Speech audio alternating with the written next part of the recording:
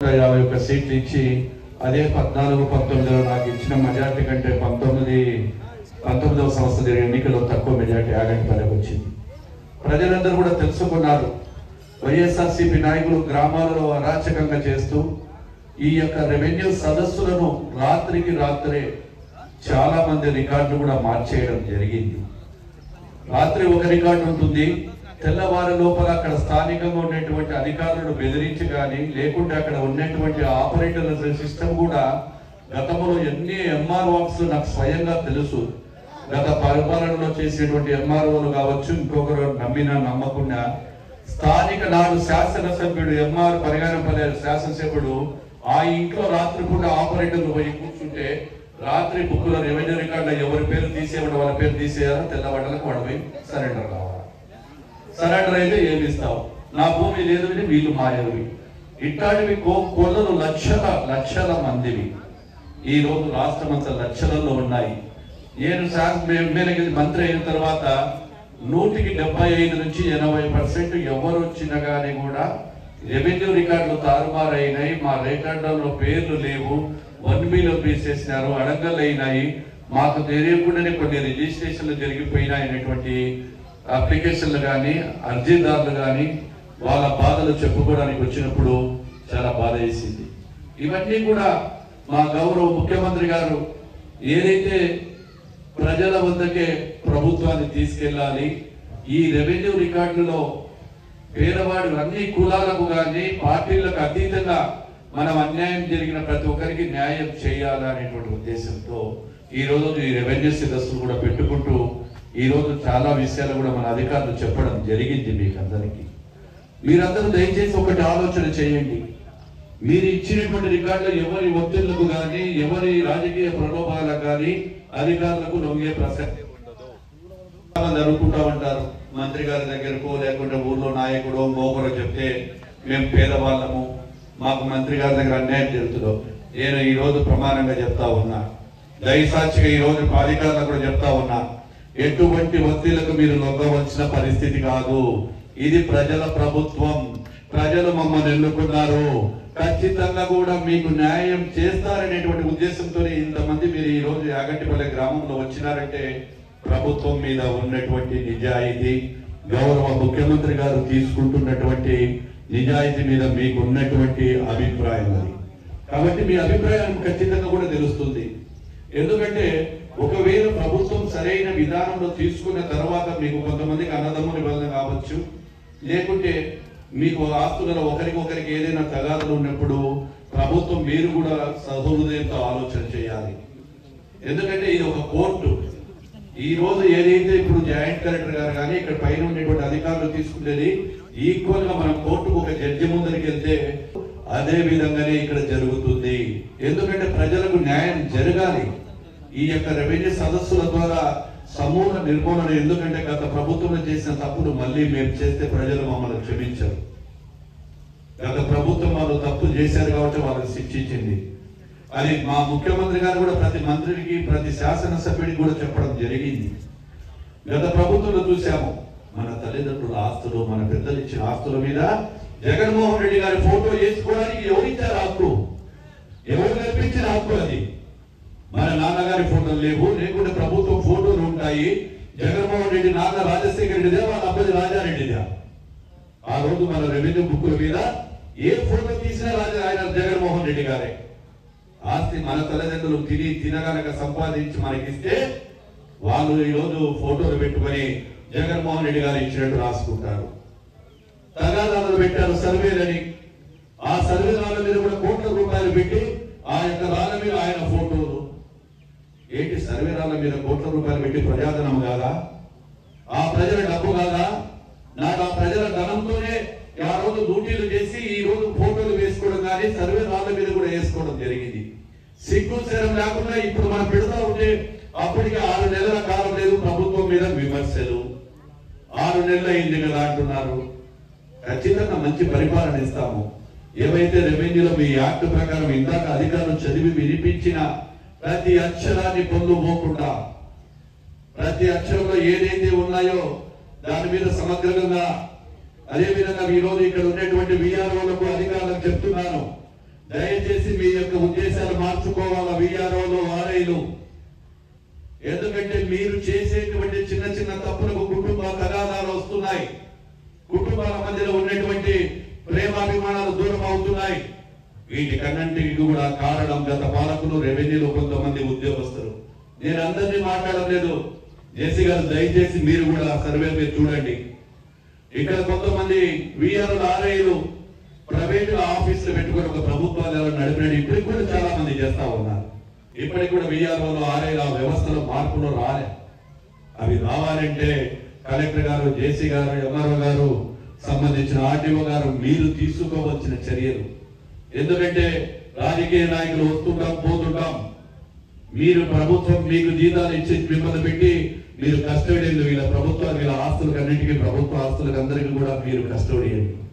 మీరు చేసేదే దానికి ఒక విలువ శాంక్టరీ ఉంటుంది కూడా నేను తెలియజేస్తా ఉన్నాను. ఇదన్నీ కూడా బాధతో జరిగినటువంటి విషయాలు. ఒక మంత్రిగా 5 సంవత్సరాల కింద నుంచి జరిగిన ఎన్నో విషయాలు నా కళ్ళ ముందర చూశాను. ఆ కళ్ళ ముందరనే మీరు చేసేటువంటి కింది అధికారులు, కింద చేసేటువంటి చిన్న చిన్న అందరూ అధికారులు కొద్ది మంది మాత్రం చేస్తా ఉన్నారు. ఇప్పటికి కూడా వాళ్ళలో మార్పు రాలేదు. వాళ్ళలో కూడా మార్పులు రాలేదు. కాబట్టి ఏమి జరిగినా ఈరోజు ఇక్కడికి వచ్చినప్పుడు అనేక సమస్యలు కూడా వీళ్ళందరూ కూడా పరిష్కారం చేస్తారు. జేసీ గారు ఉన్నారు, ఆర్టీఓ గారు కూడా కంటిన్యూగా ఉంటారు. మీరు దయచేసి ఒకటి తొందరపడకండి. క్యూలో వచ్చి మీకున్న సమస్యను ఆర్టీఓ గారికి ఇక్కడ ఉన్నటువంటి అధికారులకు ఇస్తే ఆ సమస్యకు అందరూ కూడా రసీదు ఇస్తారు. ఆ రసీదును రికార్డులో చేస్తారు. దానికి ఖచ్చితంగా 45 రోజుల లోపల మీకు పరిష్కారం ఏమి జరిగింది ఏది అనేది కూడా వస్తుంది. ఇవన్నీ కూడా కలెక్టర్, జేసీ, తర్వాత ఎస్డిసి మన నియోజకవర్గానికి ఎస్డిసిని ఇచ్చారు ఎస్ఆర్బిసి డిపార్ట్మెంట్ నుంచి.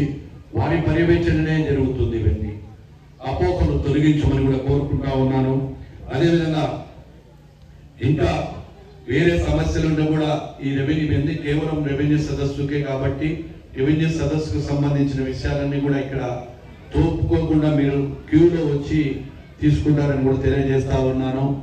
అదేవిధంగా ఇంకా మరొక్కసారి ఈ గ్రామంకి వచ్చినప్పుడు గ్రామస్థ విధంగా రేపు కొత్తగా పింఛన్దారులకు కూడా వెల్ఫేర్ లో మీరు చాలా మంది మాకు పింఛన్లు రావడం లేదు. అదేవిధంగా వెల్ఫేర్ ఎవరైనా ఉన్నారు అక్కడ. మీరు ఏమైనా ప్రభుత్వం ఎన్నికలు కానీ రాజకీయాలు కానీ ఎన్నికలకు లోపే, ఎన్నికలకు గెలిచినాక ప్రతి అర్హుడైన ప్రతి ఒక్కరికి కూడా మీరు ఏవైతే అవి ఉంటాయో తీసుకోండి. సార్ మా నాన్నగారు చచ్చిపోయి 3 సంవత్సరాలు అయింది. అతని దగ్గరికి 5-6 మాటలు పోయినాం. పింఛన్ రిసిప్ట్ ఇచ్చినాడు కానీ పింఛన్ మాత్రం ఇవ్వలేదు. ఎన్ని రోజులు? 2 సంవత్సరాలు అయింది. నువ్వు ఎన్ని రోజుల నుంచి ఉన్నావు ఇక్కడ సచివాలయంలో? 3 years. ఎందుకు కారణం ఏంటి అని చెప్పిన దానికి కారణం అతన్ని తీసుకు అనర్హుడా?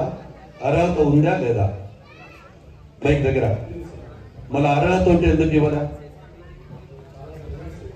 గట్టిగా ఏంటి ప్రెజర్ అంటే?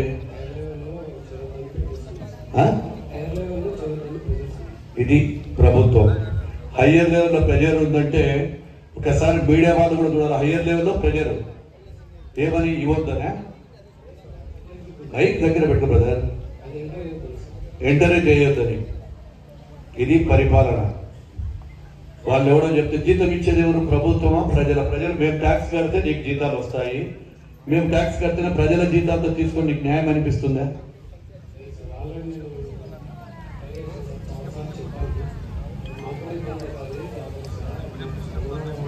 నీకు ఇప్పుడు తీసేస్తే నేను జాబ్లోంచి నీకు నొప్పి ఉంటుందా? ఇప్పుడు సస్పెండ్ చేపిస్తా, నీ పరిస్థితి ఏంటి? నేను సస్పెండ్ చేస్తే నీ పరిస్థితి ఏంటి? నీ కుటుంబం పరిస్థితి ఏంటి? మానవత్వం ఉండాలి. నేను అందుకే పార్టీలకు అతీతంగా చెప్తా ఉన్నా. ఇక్కడ నువ్వు ఒకసారి ప్రెజర్స్ అవన్నీ చేయడం కరెక్ట్ కాదు. 5 నెలల నుంచి చేయమంటే నేను తీర్మానం చేయమంటే 5 నెలల నుంచి తిప్పుతున్నాను సార్. ఇక్కడ కస్టమర్కి కూడా అసలు తీరాలి ఇవ్వడం సార్. కస్టమర్ చేయకుండా చేస్తారు సార్. అని ఒకసారి మైక్ నేను వచ్చి వచ్చినాక ఏం పిలిచినావు? సార్లు ఎన్ని రోజులు పెట్టినారు? తీర్మానాలు ఎందుకు వ్యతిరేకిస్తున్నాడు మీరు? దాని మీద మీరు ఎంక్వైరీ ఆర్టీఓ గారు మీరు కూడా నేను పెడతాను. మీరు వినాలా, మీరు ఏమేమి జరిగిందో ఎంక్వైరీలో రాసిన తప్పులు గత పంచాయతీ సెక్రటరీ కానీ సర్పంచులు ఏం జరిగినా అన్ని రావాలా బయటికి. ఎవరి ఆస్తి కాదు, వాళ్ళ ఆస్తి ఏమైనా సర్పంచులు గెలుస్తానే మాది కాదు. మేమందరము కూడా ప్రజలకు మేమంతా కూడా బాధ్యతగా ప్రజా సేవకులమే కానీ వాళ్ళ మీద కాదు. ఏదో సర్పంచ్ అయితేనే మొత్తం నా చేతులు ఉంది నేను జరుగుతానంటే చూస్తూ ఊరుకుండదు పైన అధికారులు. ఏ చిన్న తప్పు వచ్చినా జరిగినా నువ్వు జవాబుదారి. సర్పంచ్ రేపు ఉంటాడు వెళ్ళిపోతాడు, రేపు రాజకీయ నాయకులు ఉంటుంటారో పోతుంటారు. కాబట్టి అది బాధ్యతగా తీసుకో. చెప్పాల్సింది చెప్తే మేము కూడా చేస్తాము, పెడతాము, అవసరమైతే చెక్ పవర్ కూడా కట్ చేస్తాం.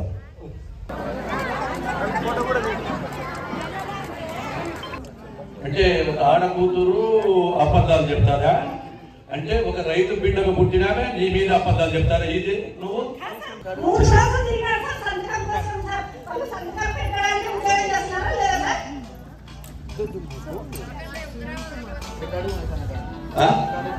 రికార్డు కూడా ఉందా? వాయిస్ సస్పెండ్ చేయండి. వాయిస్ రికార్డు కూడా కరెక్ట్ గారికి ఇవ్వండి. ఫార్వర్డ్ కరెక్ట్ ఇక్కడే సస్పెండ్. ఇంకొకటి ఎవరు ఈ పని చేశారో అక్కడి పార్టీ సస్పెండ్ అవుతారు. తమాషగా ఉందా? మాట్లాడి చెప్తున్నారు కదా అధికారులు. కరెక్ట్ గారు ఉన్నప్పుడు పోతున్నావు ఉండదు. సస్పెండ్ చేయండి, తర్వాత మళ్ళీ ఎంక్వైరీ చేస్తారు. మీరు కూడా ఎంక్వైరీ చేయండి, ఎవిడెన్స్ తీసుకోండి. అక్కడ నిలబడిన ఫోటో అక్కడ ఎన్ని గంటలకు ఇచ్చారు కూడా టెలిఫోన్లో మీరు లొకేషన్స్ కూడా దాంట్లో ఉంటాయి, అన్ని దొరుకుతాయి. ఇక్కడ నేను ఇంతకు ముందు చెప్పాను, కొంతమంది ఆర్డీఓ విఆర్ఓలు ఆర్ఐల వల్ల ప్రభుత్వానికి పేరు చెడ్డ పేరు వస్తుందని చెప్తున్నా. మీరు ట్యాక్స్ తీసుకోండి.